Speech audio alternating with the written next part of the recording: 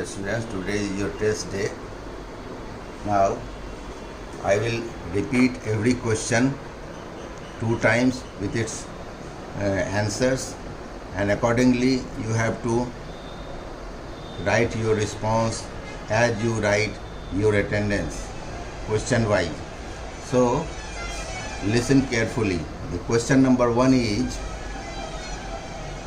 brown pigment seen in heart during atrophy. Answer number 1, lipofuscin, that is A. B is bilirubin, C hemosiderin, and D urobilin. I will repeat. Question number 1, brown pigment seen in heart during atrophy. Answer A, lipofuscin, B, bilirubin, C, hemosiderin, D, urobilin. Now question number 2, hypertrophy is characterized by. Answer number A, increased in number of cells, B, increase in size of cells, C, decrease in number of cells, D, decrease in size of cells. I will repeat question number 2. Hypertrophy is characterized by A, increase in number of cells, B, increase in size of cells, C, decrease in number of cells, D, decrease in size of cells. Now come to question number 3. Examples of metaplasia are all except A, myositis ossificans, B, Barrett esophagus, C, endocervical transformation zone, D, metastatic carcinoma. I will repeat question number 3. Examples of metaplasia are all except A, myositis ossificans, B, Barrett esophagus, C, endocervical transformation zone, D, metastatic carcinoma. Now come to question number 4. Squamous cell metaplasia occurs typically in A, bronchi of chronic smokers, B, a callus, C, skin exposed to sunlight, D, chronic gastritis. I will repeat question number 4. Squamous cell metaplasia occurs typically in bronchi of chronic smokers, B, a callus, C, skin exposed to sunlight, D, chronic gastritis. Now come to question number 5.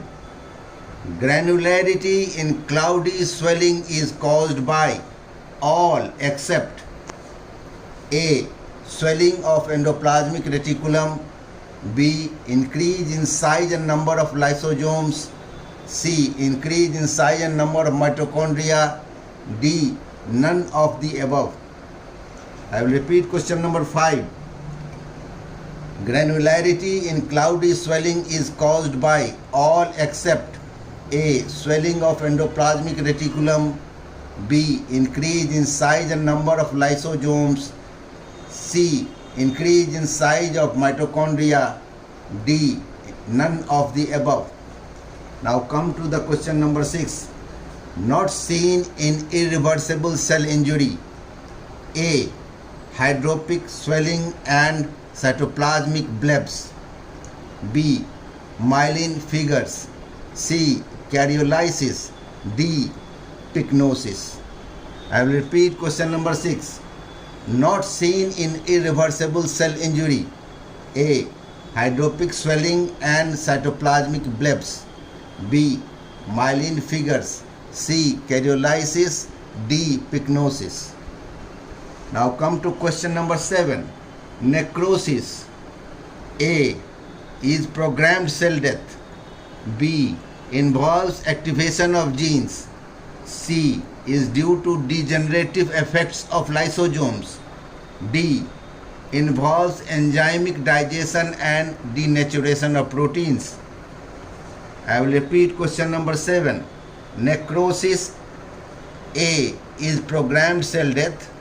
B. Involves activation of genes.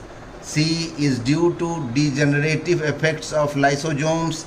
D. Involves enzymic digestion and denaturation of proteins. Now come to question number 8. Increased eosinophilia of a necrotic cell is due to A. Pycnosis. B. Chromatin material. C. RNase. D. Protein denaturation. I will repeat question number 8. Increased eosinophilia of a necrotic cell is due to A. Pycnosis. B. Chromatin material. C. RNase. D. Protein denaturation. Come to question number 9. Nuclear fragmentation during necrosis is called A. Pycnosis. B. Karyolysis. C. Karyorrhexis. D. None of the above. I will repeat question number 9. Nuclear fragmentation during necrosis is called A. Pycnosis. B. Karyolysis. C. Karyorrhexis. D. None of the above. Now come to question number 10. Type of necrosis associated with ischemic injury. A. Coagulative necrosis. B. Liquefactive necrosis. C. Caseous necrosis. D. Fat necrosis. I will repeat question number 10. Type of necrosis associated with ischemic injury. A. Coagulative necrosis. B. Liquefactive necrosis. C. Caseous necrosis. D. Fat necrosis. Now come to question number 11. Coagulative necrosis. A. Occurs in brain. B. Shows caseation. C. Shows enzymatic digestion. D. Shows protein denaturation. I will repeat question number 11. Coagulative necrosis. A. Occurs in brain. B. Shows caseation. C. Shows enzymatic digestion. D. Shows protein denaturation. Now come to question number 12. Liquefactive necrosis occurs in A. Brain. B. Heart. C. Kidney. D. Spleen. I will repeat question number 12. Liquefactive necrosis occurs in A. Brain. B. Heart. C. Kidney. D. Spleen. Come to question number 13. Liquefactive necrosis. A. Is due to ischemia. B. Shows calcification. C. Most commonly occurs in brain. D. Seen in tuberculosis. I will repeat question number 13. Liquefactive necrosis. A. Is due to ischemia. B. Shows calcification. C. Most commonly occurs in brain. D. Seen in tuberculosis. Come to question number 14. All are features of caseous necrosis except A. A is found in tuberculosis. B. Grossly shows cheesy material. C. Microscopically shows granuloma. D. Occurs due to ischemia. I will repeat question number 14. All are features of caseous necrosis except A. Found in tuberculosis. B. Grossly shows cheesy material. C. Microscopically shows granuloma. D. Occurs due to ischemia. Come to question number 15. Hallmark of irreversible cell injury is A. Irreparable DNA damage. B. Irreversible cell membrane damage. C. Irreversible mitochondrial damage. D. All of the above. I will repeat question number 15. Hallmark of irreversible cell injury is A. Irreparable DNA damage. B. Irreversible cell membrane damage. C. Irreversible mitochondrial damage.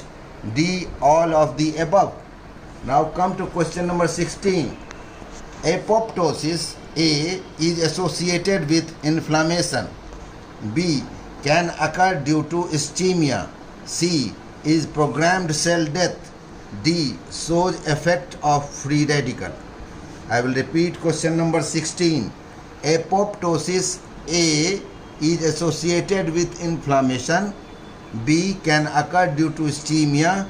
C is programmed cell death. D shows effect of free radical. Come to question number 17. Incorrect statement about question number 17. Incorrect statement about apoptosis. A. Activation of FAS receptor. B. Programmed cell death. C. Acute inflammation. D. Involvement of BCL2 and P53. Incorrect statement. I will repeat 17 number question. Incorrect statement about apoptosis. A. Activation of FAS receptors. B. Programmed cell death. C. Acute inflammation. D. Involvement of BCL2 and P53. Now come to question number 18. In process of apoptosis, true about cytochrome C is A. Inhibited by IAP. IAP is inhibitor of apoptosis. A is inhibited by IAP. B. Binds to caspase 9. C. Released from mitochondria through MAC. MAC is mitochondrial apoptosis channel. So the C is released from mitochondria through MAC. D. None of the above. So I will repeat question number 18. In process of apoptosis, true about cytochrome C is A. Inhibited by IAP. B. Binds to caspase 9. C. Released from mitochondria through MAC. D. None of the above. Now come to question number 19. Which of the following is effector or executioner caspase? A. Caspase 7. B. Caspase 8. C. Caspase 9. D. Caspase 10. I will repeat 19 number question. Which of the following is effector or executioner caspase? A. Caspase 7. B. Caspase 8. C. Caspase 9. D. Caspase 10. Question number 20. Excessive apoptosis is seen in A. Type 1 diabetes. B. HPV induced cervical cancer. C. Encephalomyelitis. D. Neurodegeneration. I will repeat question number 20. Excessive apoptosis is seen in A. Type 1 diabetes. B. HPV induced cervical cancer. C. Encephalomyelitis. D. Neurodegeneration. Question number 21. Defective apoptosis of self-reactive T lymphocytes causes A. Neurodegenerative diseases. B. Autoimmune diseases. C. AIDS. D. None of the above. I will repeat question number 20. Defective apoptosis of self-reactive T lymphocytes causes A. Neurodegenerative diseases. B. Autoimmune diseases. C. AIDS. D. None of the above. Now come to question number 22. HIV increases damage of body cells by enhancing process of A. Necrosis. B. Apoptosis. C. Necroptosis. D. Pyroptosis. I will repeat question number 22. HIV increases damage of body cells by enhancing process of A. Necrosis. B. Apoptosis. C. Necroptosis. D. Pyroptosis. Question number 23. Elimination of potentially harmful cell-reactive T lymphocytes before or after their maturation occurs by the process of A. Autophagy. B. Necrosis. C. Apoptosis. D. Pyroptosis. I will repeat question number 23. Elimination of potentially harmful self-reactive T lymphocytes before or after their maturation occurs by the process of A. Autophagy. B. Necrosis. C. Apoptosis. D. Pyroptosis. Now come to question number 24. In 2002, which scientist got Nobel Prize for Medicine for his work on apoptosis? A. Ross Kerr, B. Sidney Brenner, C. Carl Vogt, D. Walther Fleming. I will repeat question number 24. In 2002, which scientist got Nobel Prize for Medicine for his work on apoptosis? A. Ross Kerr, B. Sidney Brenner, C. Carl Vogt, D. Walther Fleming. Now come to question number 25. Normal cytosolic free calcium concentration is A. 1.3 millimole, B. 0.1 micromole, C. 0.2 micromole, D. 0.1 millimole. So I will repeat question number 25. Normal cytosolic free calcium concentration is A. 1.3 millimole, B. 0.1 micromole, C. 0.2 micromole, D. 0.1 millimole. Now come to question number 26. Which cytoplasmic organelle plays a very crucial role in pathogenesis of both necrosis and apoptosis? A. Endoplasmic reticulum, B. Lysosome, C. Mitochondria, D. Golgi. I will repeat this question number 26. Which cytoplasmic organelle plays a very crucial role in pathogenesis of both necrosis and apoptosis? A. Endoplasmic reticulum, B. Lysosome, C. Mitochondria, D. Golgi. Come to question number 27. Nobel Prize for Medicine was awarded in 2016 to a Japanese scientist, Yoshinori Oshumi, for his work on A. Apoptosis, B. Necrosis, C. Autophagy, D. Pyroptosis. I will repeat question number 27. Nobel Prize for Medicine was awarded in 2016 to a Japanese scientist, Yoshinori Oshumi, for his work on A. Apoptosis, B. Necrosis, C. Autophagy, D. Pyroptosis. Question number 28. Hypoxia-inducible factor 1, that is HIF1, a transcription factor released in a mammalian cell in response to ischemia hypoxia. A. Promotes new blood formation, B. Enhances anaerobic glycolysis, C. Stimulates cell survival pathways, D. All of the above. Question number 28. I will repeat. Hypoxia-inducible factor 1, that is HIF1, a transcription factor released in a mammalian cell in response to ischemia hypoxia. A. Promotes new blood formation, B. Enhances anaerobic glycolysis, C. Stimulates cell survival pathways, D. All of the above. Question number 29. Cellular protein folding stimulates which of the following cellular protective mechanisms? A. Decreases protein translation, B. Increases heat shock protein chaperone synthesis, C. Activates ubiquitin proteasome pathway, D. All of the above. I will repeat question number 29. Cellular protein folding stimulates which of the following cellular protective mechanisms? A. Decreases protein translation, B. Increases heat shock protein chaperone synthesis, C. Activates ubiquitin proteasome pathway, D. All of the above. Now question number 30, and this is the last question. Most active enzyme of biologic system: A. NADPS oxidase, B. catalase, C. glutathione peroxidase, D. glutathione reductase. I will repeat question number 30. Most active enzyme of biologic system: A. NADPH oxidase, B. catalase, C. glutathione peroxidase, and D. glutathione reductase. And that's all. That is the last question. Okay, thank you.